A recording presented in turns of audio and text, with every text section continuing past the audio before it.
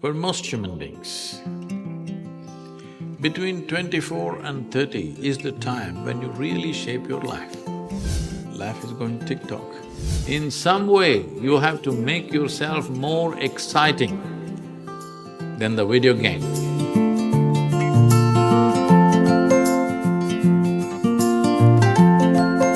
If you tend to it properly every day, it will turn out to be something.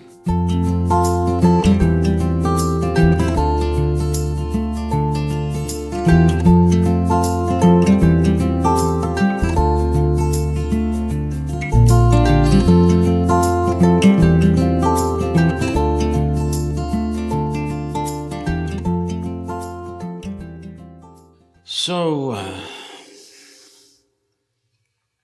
your problem is not unique, it's a generational problem.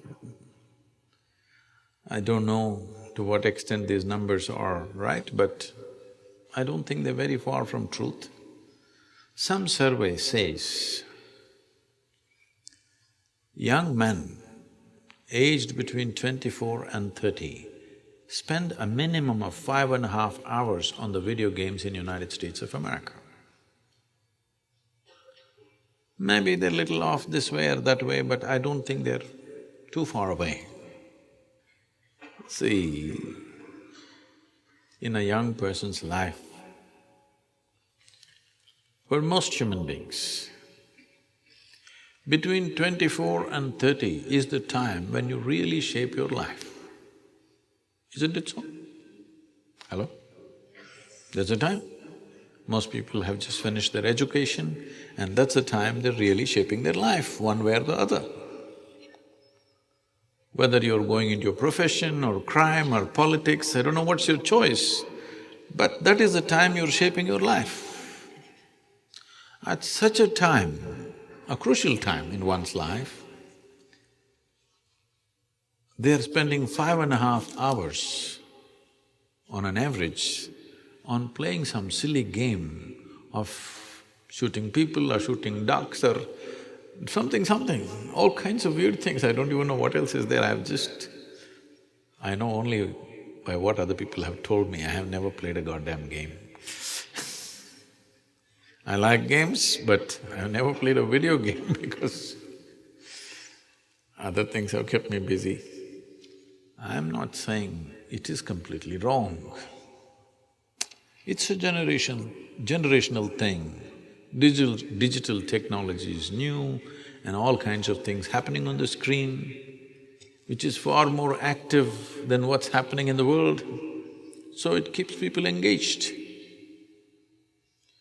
This is not a moral issue. This is a mental issue. Do you want to be a moron playing things which doesn't get you anywhere? All you do is bing in the end.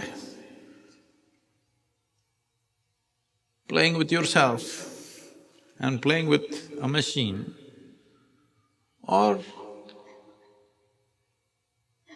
life is going tick-tock.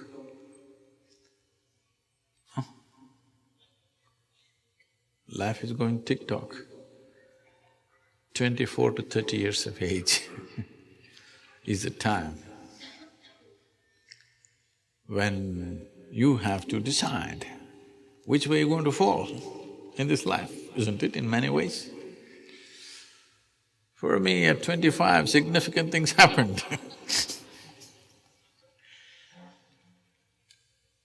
So this is not about making something wrong, that's not the point.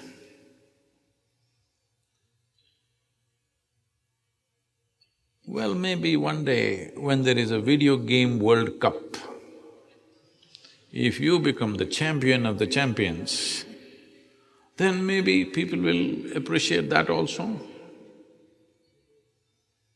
But I must tell you this, I know a family, they had 2 sons. And one of them, the other one I don't want to talk about, one of them invests only in video game companies, all right? And he plays video games nearly 12 to 14 hours a day. And a physiotherapist comes and works his joints every day, because otherwise he does only this. I stay in their home for 3 days. In these 3 days, not once did any of those young boys step out of the room. So, this is a phenomena in the world right now. Because the technology is new, we are overly excited about it. First thing is, at the age of 3, you made him play this, so he doesn't know any other game. Game means on the video, that's the only game he knows. You can't blame the boy for this. Now if you want to correct, if you throw the S box out, we don't know what'll happen to you. When people get hooked onto something, really hooked onto something, you try to go in the way, they want to kill you for sure, isn't it? And already he's practiced plenty on the video games. He's practiced plenty. So don't try throwing the S box out. See if you can get him interested. Put him in a trekking program or a mountain climbing program, something where it demands physical and mental attention. I don't think he will go and play tennis. No. But if you put in a program like this, initially he suffers, he wants to run away, usually they don't let them go. Once you're on top of the mountain, at least you have to come back. There is no this to come back, you have to walk down. It may change his perspective, or he may resign himself completely to video games because this demands so much pain and stuff, you know. Climbing a mountain is not it's a joy, but it's not… it's a lot of pain too. It's a great joy, but it's a lot of pain. Every time, every year, when I do this Kailash trek in Nepal and Himalayas, in Tibet when we trek, I always think, enough, I've done enough of these things.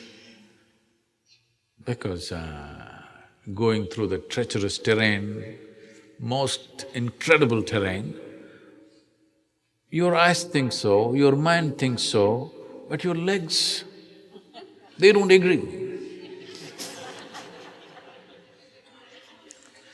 Your legs and sometimes your lungs, both of them don't agree that this is an incredible place. So, for all you know, if you put him through that, he may never again come out of a video game, or he may, because he knows so much shooting. Maybe he should join the army. Yeah, possibly. You want to shoot, you must at least be in the army because at least you're shooting for a cause. Otherwise, you may start shooting on the street. So, if army is not possible, maybe a policeman, at least you can carry a gun. Maybe you don't get to shoot much. I'm not trying to joke about this, but this is a painful reality that this generation of people are going through.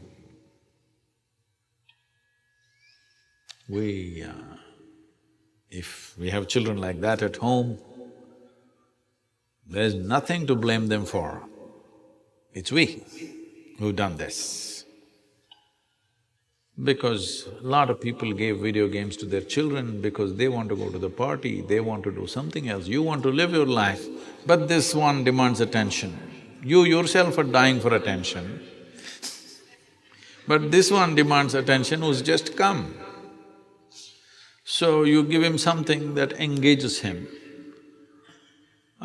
it will lead to lots of things. And there's also a peer situation.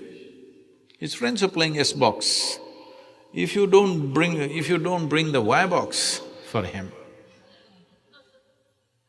he will create certain situations.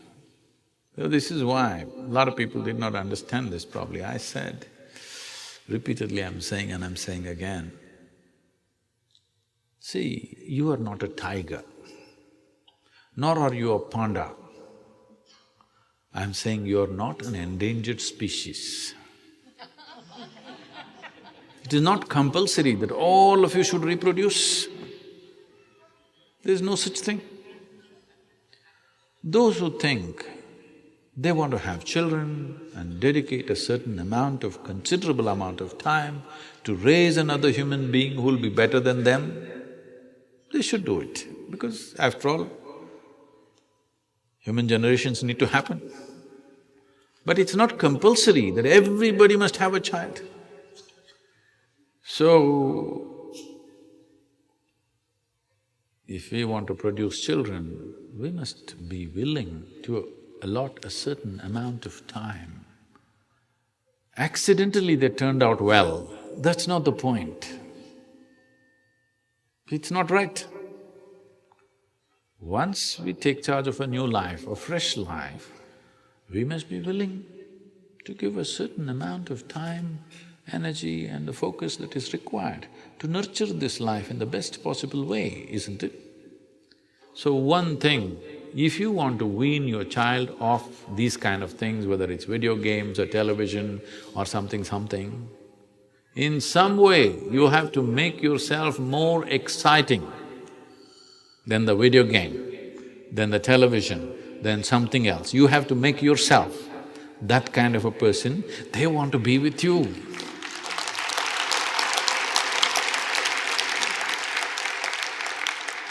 So, you can't… a child is not a machine. You can't switch it one way tomorrow morning. So video games to enjoying the rainbow, it's not going to work like that. It's a constant cultivation. Constant cultivation every day, every day, every day. It may work. There's no guarantee it will work. Hello? Those of you who raise children, you know, it may work. There is no such thing as it will work. There's no such thing. If you pay enough attention, it will yield good results. Otherwise, we don't know, because you're not the only one paying attention to them. There are so many others who are also paying attention, and they may be more impressive than you. Yes, somebody on the street corner may be far more impressive than you and they may influence them much more than you. Yes. So, oh Sadhguru, I just asked you about the video games. Now you tell me I made the mistake of bearing a child. I'm not saying that. All I'm saying is, this is the consequence of handling a living being, including yourself. If you tend to it properly every day, it will turn out to be something. If you think once in 12 years you can attend to it, then it's only by accident. When something turns out well or bad, by accident, you will remain in extreme anxiety even if it turns out well, because it's by accident. You must understand it's not about fixing your child's life, it's about fixing this life. If this is fixed, this will create the right ambience where the child grows up. It is substantially proved that in the making of life, for most human beings, over 80% of their life is determined by what they're exposed to rather than the genetics. So, you have the 20% already in your hands, genetics. Another 80% is there. Of course, children go to school, of course they play on the street, but you must keep your percentage over 50% at least, isn't it? Because you have the advantage of 20% genetics, and till they're 12, 15, at least you have some control over their life. So your share of influence must be at least 60, 70%, isn't it so? But if that has to happen, you have to do something about yourself that they cannot help looking up to you, not in fear. If they look up to you in fear, aversion will come. Once they find their feet, they will teach you another lesson. Not in fear, but they look up to you because they think you're fantastic. So you have to do some circus to prove that you're fantastic. That they start looking up to you in such a way that they will allow you to influence them.